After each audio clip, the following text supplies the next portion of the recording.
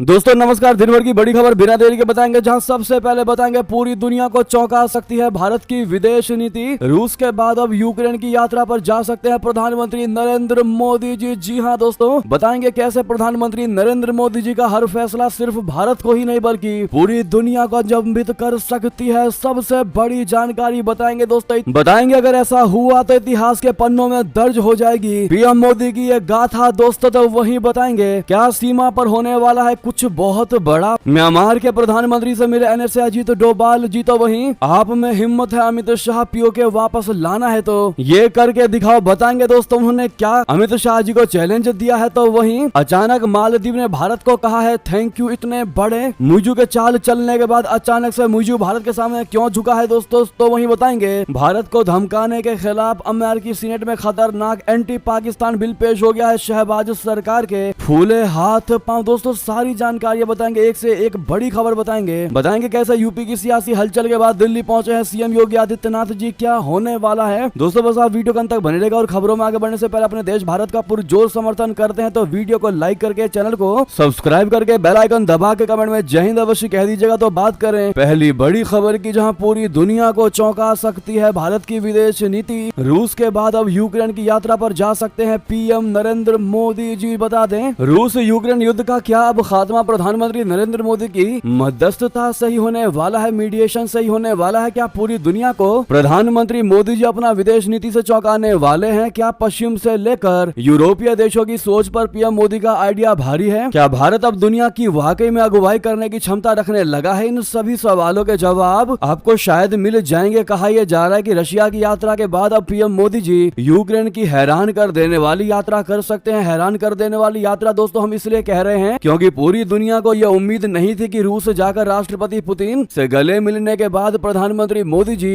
इतनी जल्दी प्रभाव से यूक्रेन की यात्रा पर जा सकेंगे। दोस्तों बता दें अगर पीएम मोदी जी ने वाकई ऐसा कर दिया तो आगे क्या होगा। क्या भारत की विदेश नीति वाकई जादुई हो जाएगी जिसे अमेरिका जैसे बड़े बड़े देश भी नहीं समझ पा रहे हैं। खैर पीएम मोदी का अंदाज तो कुछ यही कहता है। आपको बता दें कि यूक्रेन में शांति कायम करने के नए वैश्विक प्रयासों के बीच भारत और पूर्वी यूरोपीय देश अगले महीने प्रधानमंत्री नरेंद्र मोदी जी की कीव यात्रा की संभावना तलाश रहे हैं। राजनयिक सूत्रों ने शनिवार को यह जानकारी दी। सूत्रों ने बताया कि मोदी 24 अगस्त को यूक्रेन के राष्ट्रीय दिवस के आसपास कीव की यात्रा कर सकते हैं और उनके यूक्रेन से पोलैंड जाने की भी संभावना है। दोस्तों अब पूरी दुनिया ये भी कयास लगा रही होगी कि आखिर इतना चमत्कारी, विस्मयकारी और अद्भुत दौरा पीएम मोदी का कैसे होने जा रहा है। क्या इससे भारत और रूस के रिश्तों में एक लाइन आ जाएगी, एक दरार आ जाएगी, या फिर पीएम मोदी ने पुतिन को इसके लिए ही पहले राजी कर लिया है। क्या पीएम मोदी पुतिन को युद्ध खात्मे के लिए सहमत करने के बाद ही अपनी यूक्रेन यात्रा का प्लान बना रहे हैं ताकि जेलेंस्की को भी इसके लिए राजी कराया जा सके। क्या पीएम मोदी रूस यूक्रेन युद्ध को अब हमेशा के लिए खत्म करवा देंगे, इत्यादि ऐसे सवाल है जिसका जवाब फिलहाल पूरी दुनिया के पास नहीं है। अगर इसका जवाब किसी के भी पास है तो वो स्वयं प्रधानमंत्री नरेंद्र मोदी जी के पास है। जी हाँ, और अगर कोई इस बात का अंदाजा लगा सकता है तो वो है अपनी भारत की जनता। इसीलिए दोस्तों ये जो बड़े बड़े सवाल हमने आपको बताए हैं जो प्रोड्यूस हो रहे हैं पीएम मोदी जी के यूक्रेन यात्रा को लेकर, पर आप इन अटकलों पर जवाब देकर विराम लगा सकते हैं दोस्तों। तो जवाब देना मत भूलिएगा कमेंट सेक्शन में, आपके एक कमेंट को हम पढ़ेंगे। लेकिन वाकई में अगर पीएम नरेंद्र मोदी जी यूक्रेन चले गए तो अब आप समझ लीजिए कि लाखों बड़े बड़े नेताओं के मुंह बंद हो जाएंगे। जी हाँ, और भारत के पीएम के आगे नतमस्तक होना पड़ेगा दुनिया को, बशर्ते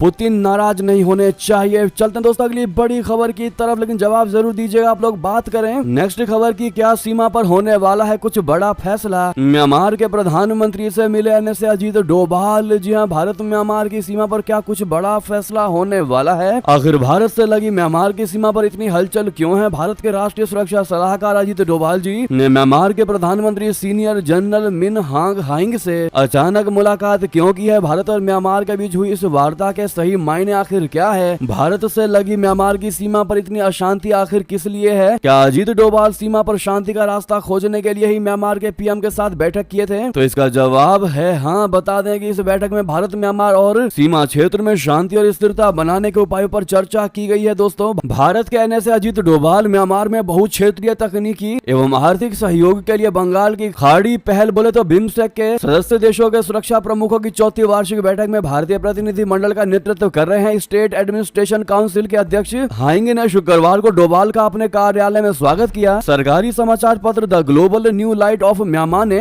बताया कि बैठक में हाइंग और डोवाल ने भारत और म्यांमार के बीच मैत्री संबंधों व सहयोग, म्यांमार की राजनीतिक प्रगति, स्वतंत्र व निष्पक्ष लोकतांत्रिक आम चुनाव कराने की तैयारी और सीमा क्षेत्र में शांति एवं स्थिरता के लिए उपायों पर विचार साझा किए। अखबार ने कहा कि म्यांमार भारत के साथ लगते सीमावर्ती क्षेत्र में शांति एवं स्थिरता बनाए रखने का प्रयास कर रहा है। दोनों देश 1643 किलोमीटर लंबी सीमा साझा करते हैं, जो मिजोरम, मणिपुर, नागालैंड और अरुणाचल प्रदेश से होकर गुजरती है। यानी कि दोस्तों अब वो समय आ चुका है अपने भारत का, जो दूसरे देशों के युद्ध तक रुकवा रहा है, दूसरे देशों के बॉर्डर सीमाओं झड़पों को रुकवा रहा है, उनके बीच फैसले करवा रहा है। वाकई में अब भारत की साख पूरी दुनिया में बढ़ती नजर आ रही है। दोस्तों आप लोग वीडियो को लाइक करना मत भूलिएगा। तो वहीं बता दें, महबूबा मुफ्ती ने अमित शाह जी को दी है सलाह पीओके वापस लेने को लेकर। आपको बता दें, पाकिस्तान के कब्जे वाले जम्मू कश्मीर यानी पीओके को वापस लाने के लिए पीपुल्स डेमोक्रेटिक पार्टी यानी पीडीपी की प्रमुख महबूबा मुफ्ती ने एक सुझाव दिया है। महबूबा मुफ्ती ने शनिवार को क्षेत्र के मुद्दों पर चर्चा के लिए जम्मू कश्मीर में नियंत्रण रेखा के दोनों ओर के लोगों के प्रतिनिधियों की एक समिति बनाने का आह्वान किया। पीडीपी के 25वें स्थापना दिवस समारोह में महबूबा ने केंद्रीय गृह मंत्री अमित शाह जी से प्रत्येक पक्ष के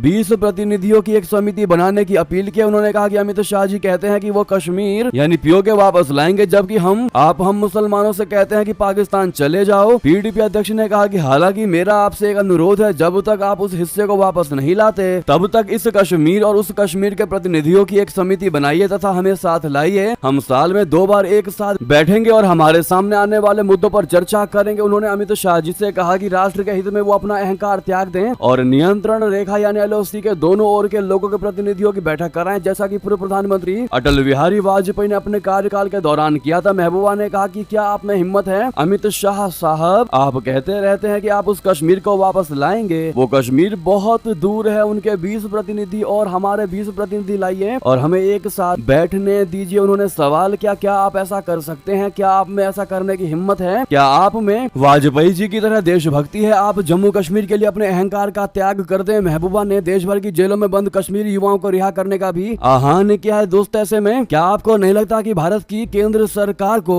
पीओके के मुद्दे पर किसी के भी सलाह की कोई आवश्यकता नहीं, लेकिन हाँ बातें सबकी ली जाएं, लेकिन करी सिर्फ जनता के मेजोरिटी ऑफ ओपिनियन से की जाए। तो आप भी अपनी राय अवश्य दीजिएगा। तो दोस्तों वहीं आपको बता दें, मालदीव ने फिर शुरू किया भारतीय डॉर्नियर और हेलीकॉप्टर का इस्तेमाल। मुइजू ने कहा थैंक यू इंडिया। जी हाँ, मालदीव ने भारत द्वारा उपहार में दिए गए डॉर्नियर विमान और 2 हेलीकॉप्टर का इस्तेमाल चिकित्सा निकासी सेवाओं के लिए फिर से शुरू कर दिया है। शनिवार को खबरों में यह जानकारी दी गई है। दोनों देशों के बीच मालदीव में 3 विमानन प्लेटफॉर्म का संचालन करने वाले भारतीय सैन्य कर्मियों की वापसी पर सहमति बनने के बाद ये कदम उठाया गया है। राष्ट्रपति मोहम्मद मुइजू ने चिकित्सा निकासी सेवाओं को फिर से शुरू करने में सक्षम बनाने के लिए भारत को धन्यवाद दिया। समाचार पोर्टल एडिशन एमवी की खबर के अनुसार मालदीव राष्ट्रीय रक्षा बल यानी MNDF ने स्थानीय मीडिया को बताया कि डॉर्नियर उड़ान और हेलीकॉप्टर के माध्यम से चिकित्सा निकासी सेवाओं को फिर से शुरू किया गया है। खबर के अनुसार इस बार भारत से भेजे गए सैन्य दल के साथ इन सेवाओं को शुरू किया गया है। डॉर्नियर विमान और हेलीकॉप्टर का संचालन पहले भारतीय सैन्य कर्मियों द्वारा किया जाता था। ऐसे में मुइजू की सरकार आने के बाद उनका चीन से संपर्क ज्यादा हो गया और चीन कभी नहीं चाहेगा कि भारत के साथ अच्छे संबंध हो किसी देश के, और इसी वजह से उन्होंने भारत विरोधी अभियान चलाने शुरू कर दिए। मालदीव में अब भारत को थैंक यू करते नजर आ रहे हैं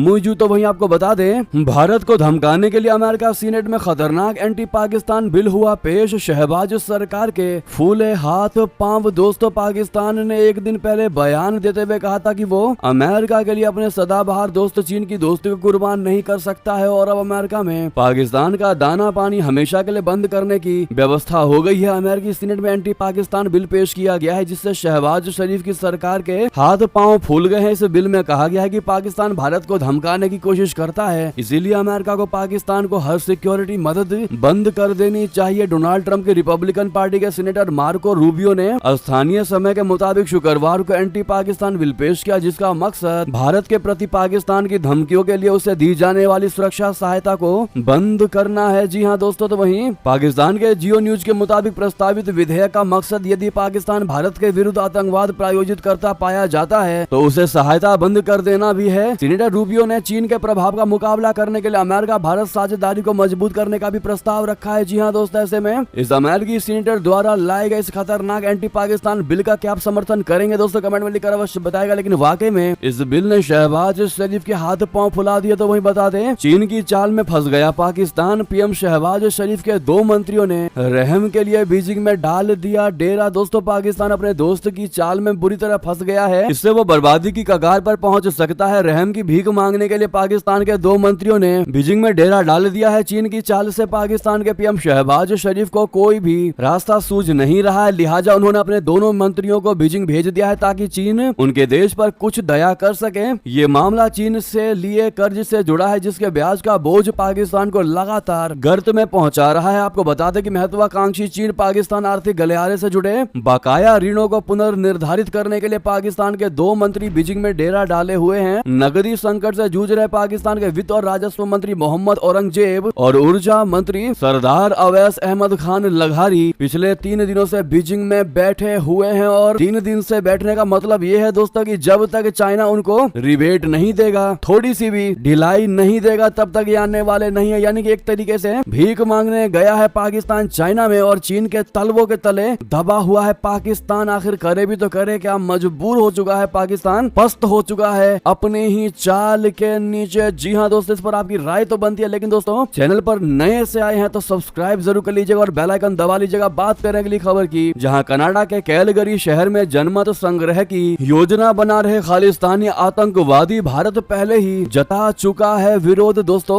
कनाडा के अधिकारियों ने हाल ही में कहा है कि वो इस चीज पर रोक नहीं लगा सकते कि सार्वजनिक स्थान का इस्तेमाल कैसे करना है। खालिस्तानी आतंकवादी अब अल्बर्टा के कैलगरी शहर में एक नगरपालिका परिसर में एक कथित जनमत संग्रह की योजना बना रहे हैं। इस तरह का पहला जनमत संग्रह आतंकवादी संगठन सिख फॉर जस्टिस की ओर से आयोजित किया गया था। इस मामले को भारत पहले कनाडा के विदेश मंत्रालय के सामने उठा चुका है। कैलगरी की भारतीय मूल की कनाडाई मेयर ज्योति गोंडेक ने स्थानीय मीडिया को दिए इंटरव्यू में कहा कि नगरपालिका परिषद में कई चीजें होती हैं, क्योंकि ये एक सार्वजनिक स्थान है। इस तरह के कार्यक्रमों की हम अनुमति नहीं देते हैं। जनता को एक समुदाय के रूप में एकत्र होकर जो करना चाहती है वो कर सकती है। उन्होंने कहा ये ऐसा कुछ नहीं है जिसे हम रोक सकते हैं। लेकिन ऐसे में सबसे बड़ी बात यह है कि आखिर इस मुद्दे पर ट्रूडो के सामने कोई अगर सवाल भी उठाए तो क्या ही उठाए, भैंस के आगे बीन बजाने वाली बात हो जाएगी। क्योंकि पब्लिक प्लेस पर अगर पब्लिक जमा होकर के कोई भी जनमत संग्रह करवाती है तो कनाडाई सरकार को कोई परेशानी नहीं है। लेकिन क्या अगर इसी प्रकार से आतंकवादी गुट बना करके पब्लिक प्लेस का इस्तेमाल लोगों की हत्याएं करने के लिए करे तो भी क्या ट्रूडो सरकार का यही जवाब होगा? तो दोस्तों वहीं आपको बता दें, देश ने खोया एक और अपना जवान जम्मू में था तैनात। कुछ समय पहले हुई थी सगाई। दोस्तों, ग्राम पंचायत भरवाना के वाई भुआना नरेलू के 26 वर्षीय सैनिक अजय राणा की बीमारी के कारण मौत हो गई। पंचायत के उप प्रधान आदर्श सूद ने बताया कि अजय 2018 में भर्ती हुए थे। मौजूदा समय में अजय 8 डोगरा रेजिमेंट जम्मू के बड़ी ब्राह्मणा में तैनात थे। पिछले 1 महीने के करीब अजय पीलिया की बीमारी से जूझ रहे थे। उनका उपचार आर्मी अस्पताल RR में दिल्ली में चल रहा था, जहां उनकी मौत हो गई। ऐसे में बड़ी दुखद खबर थी दोस्तों। तो वहीं बता दें, LOC पर सेना ने पाकिस्तानी घुसपैठियों को पटक कर मारा, जिसके दम पर फूले थे आतंकवादी। उसी बैट पर लिया बड़ा एक्शन। दरअसल कुपवाड़ा जिले के केरन सेक्टर में उमकारी पोस्ट से सुरक्षा बलों के सूत्रों के हवाले से कहा यह जा रहा है कि सेना ने भारत में घुसपैठ की कोशिश कर रहे पाकिस्तानी फौज की बैट के एक्शन को नाकाम कर दिया है। सेना के जवानों ने नियंत्रण रेखा पर पाकिस्तानी बॉर्डर एक्शन टीम यानी बैट के हमले को नाकाम कर दिया है। इस हमले में शामिल बैट टीम में नियमित पाकिस्तानी सेना के सैनिक होने की आशंका जताई जा रही है। बता दें, पाकिस्तान की हैवान बॉर्डर एक्शन टीम यानी बैट की घिनौनी करतूत सामने आई है। पाकिस्तान फौज का यह हिस्सा अपनी वहशियत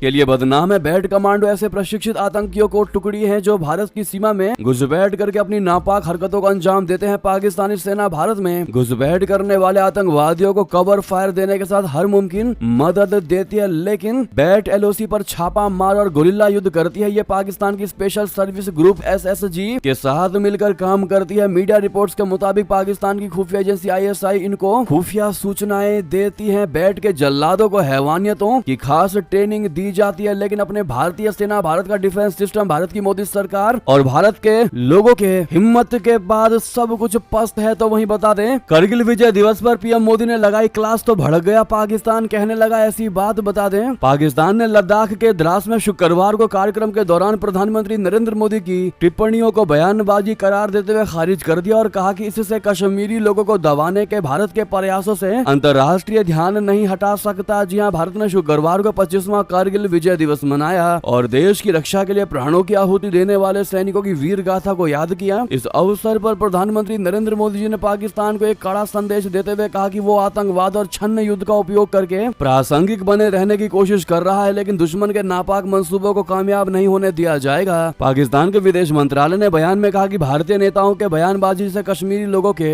मौलिक अधिकारों और स्वतंत्रता की प्राप्ति के लिए किए जा रहे संघर्ष को दबाने के भारत के कठोर रवैये से अंतर्राष्ट्रीय ध्यान नहीं हट सकता। ये कहना है दोस्तों पाकिस्तानियों का। पाकिस्तान के विदेश मंत्रालय का ऐसे में रियलिटी क्या है वो तो पूरी दुनिया जानती है और पाकिस्तानियों का दिल भी जानता है कि भारत आज किस मुकाम पर पहुंच गया है, लेकिन उसके बावजूद भी करे तो करे क्या पाकिस्तान दमकोस कर भारत की बुराई करने लगता है। तो वही बता दें, कमला हैरिस ने खाई कसम, इजराइल गाजा युद्ध पर चुप नहीं बैठूंगी, देखते रह गए बेंजामिन नेतन्याहू। दोस्तों, हमास के साथ युद्ध के बीच इजरायली पीएम बेंजामिन नेतन्याहू गुरुवार को अमेरिका पहुंचे। उन्होंने यहाँ राष्ट्रपति बाइडेन और उपराष्ट्रपति कमला हैरिस के साथ मुलाकात की। इस दौरान कमला हैरिस ने युद्ध खत्म कराने पर जोर दिया। उन्होंने कहा कि गाजा की पीड़ा को लेकर वो चुप नहीं रहेंगी, इसके लिए उन्होंने कसम खाई है। दोनों अमेरिकी नेताओं ने युद्ध को लेकर अपनी चिंताएं व्यक्त की, कहा कि अब युद्ध विराम समझौता करने का समय आ गया है। हालांकि कमला हैरिस ने यह भी दोहराया है कि इजराइल को भी अपनी रक्षा करने का अधिकार है। तो वहीं दोस्तों, डोनाल्ड ट्रंप को कड़ी टक्कर दे रही है कमला हैरिस। नए सर्वेक्षणों ने सबको चौंका दिया। दोस्तों, अमेरिका की उपराष्ट्रपति कमला हैरिस का रिपब्लिकन पार्टी के राष्ट्रपति पद के उम्मीदवार डोनाल्ड ट्रंप से कड़ा मुकाबला है। न्यूयॉर्क टाइम्स और सिएना कॉलेज के एक ताजा सर्वेक्षण में हैरिस को ट्रंप का पीछा करते दिखाया गया है। राष्ट्रपति बाइडेन ने हाल ही में डेमोक्रेटिक पार्टी के नेताओं के दबाव में व्हाइट हाउस की दौड़ से पीछे हटने का फैसला किया था और हैरिस को राष्ट्रपति पद के उम्मीदवार के रूप में समर्थन देने का फैसला किया। हैरिस को उम्मीदवारी ने डेमोक्रेटिक पार्टी को एक बार फिर से एकजुट किया है और जो पहले से अंदर से काफी ज्यादा बट गई थी। दोस्तों, बता दें कि राष्ट्रपति चुनाव के लिए आधिकारिक तौर पर घोषित कर ली है उम्मीदवारी कमला हैरिस जी ने। ऐसे में दोस्तों, क्या डोनाल्ड ट्रंप को कमला हैरिस कड़ी टक्कर दे पाएंगी? क्या डोनाल्ड ट्रंप से आगे निकल पाएंगी या नहीं? इन सवाल के जवाब दोस्तों कमेंट में जरूर दीजिएगा। देखते हैं क्या है भारत की जनता की राय। तो वही बता दें, अमेरिका के न्यूयॉर्क के यूनाइटेड नेशन मुख्यालय में गूंजेगा राम राम। मोरारी बापू पहली बार करेंगे राम कथा। दोस्तों, आध्यात्मिक नेता मोरारी बापू रामचरितमानस की प्रासंगिकता का प्रसार करने के लिए न्यूयॉर्क में संयुक्त राष्ट्र मुख्यालय में पहली बार राम कथा करेंगे। पिछले 65 वर्षों से अधिक समय से राम कथा का पाठ कर रहे मोरारी बापू ने कहा कि रामचरितमानस धार्मिक एवं सांस्कृतिक सीमाओं से परे एक वैश्विक संदेश देता है। उन्होंने पीटीआई भाषा से कहा कि यह सत्य, प्रेम और करुणा जैसे सार्वभौमिक मूल्यों की बात करता है जिनकी आज की दुनिया में बहुत आवश्यकता है। 9 दिवसीय पाठ की शुरुआत की पूर्व संध्या पर उन्होंने ये बात कही और कहते हुए कहा कि संयुक्त राष्ट्र में रामकथा का आयोजन एक दैवीय कृपा है और ये वैश्विक सद्भाव की दिशा में एक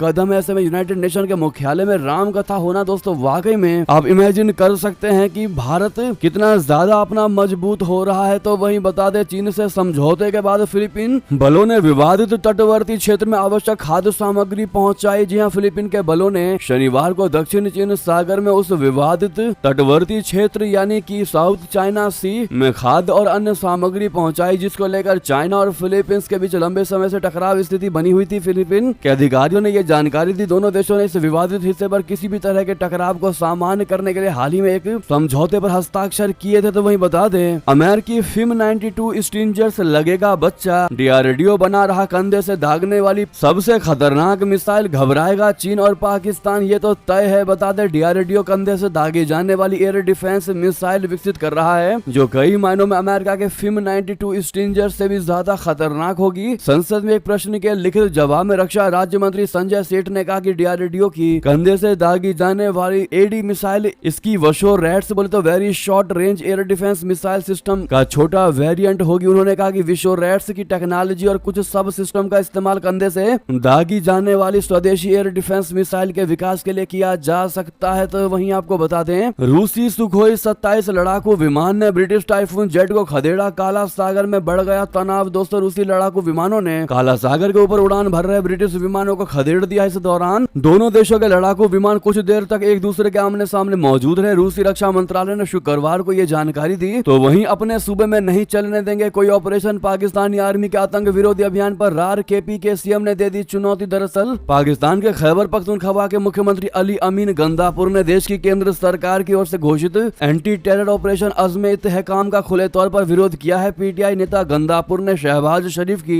सरकार को चुनौती देते हुए कहा कि वो अपने प्रांत के किसी भी हिस्से में सैन्य अभियान की अनुमति नहीं देंगे। गंदापुर ने कहा कि अगर कोई ग्रुप गड़बड़ कर रहा है तो उनके सूबे की पुलिस उनसे निपटेगी, ना कि आर्मी को बमबारी की इजाजत दी जाएगी। तो वहीं लाओस और भारत के बीच डिजिटल समेत कई कई समझौते विदेश मंत्री जयशंकर जी की मौजूदगी में हुए हस्ताक्षर। दोस्तों, विदेश मंत्री जयशंकर जी ने शनिवार को लाओस के विदेश मंत्री सले उमंगजे कोमास्थी के साथ बैठक की। इस बैठक के दौरान दोनों देशों के बीच कई अहम समझौतों पर हस्ताक्षर हुए। इनमें त्वरित प्रभाव परियोजना और डिजिटल समाधान जैसे समझौते शामिल है। दोस्तों, तो वहीं आपको बता दें, यूपी की सियासी हलचल के बाद दिल्ली पहुंचे सीएम योगी आदित्यनाथ जी। आखिर पीएम मोदी से कितनी दूर मिली सीट, बता दें क्या सब कयास लगाए जा रहे इस मीटिंग से। दरअसल देश की राजधानी दिल्ली में कल शनिवार को भारतीय जनता पार्टी की 2 दिनों तक चलने वाली बैठक रही। इस बैठक में बीजेपी शासित राज्यों के मुख्यमंत्रियों के अलावा अन्य बड़े नेता शामिल हो रहे हैं। उत्तर प्रदेश के मुख्यमंत्री योगी आदित्यनाथ जी भी इस मीटिंग में पहुंचे हैं। इस बैठक का वीडियो सामने आया है जिसमें बीजेपी के अध्यक्ष और स्वास्थ्य मंत्री जेपी नड्डा प्रधानमंत्री नरेंद्र मोदी जी का स्वागत करते हुए नजर आ रहे हैं। इसी वीडियो में सीएम योगी आदित्यनाथ जी भी दिख रहे हैं। जिस जगह पर सीएम योगी बैठे उस जगह को देखकर ही उनका कद अंदाजा लगाया जा सकता है। पीएम मोदी से थोड़े से ही फासले पर योगी आदित्यनाथ नजर आए थे। जी हां दोस्तों, तो वहीं आपको बता दें, असम सिक्किम में बाढ़ को लेकर केंद्रीय मंत्री सिंधिया का बड़ा बयान। कहा 11,000 करोड़ रुपए से होगा कायाकल्प। जी हां, केंद्रीय मंत्री ज्योतिरादित्य सिंधिया ने शनिवार को कहा कि अगले 12 महीनों में देश के सभी गांवों को दूरसंचार संपर्क से जोड़ने का लक्ष्य रखा गया है। संचार एवं पूर्वोत्तर क्षेत्र विकास मंत्री सिंधिया ने कहा कि इस उद्देश्य के लिए मंत्रिमंडल ने विशेष धनराशि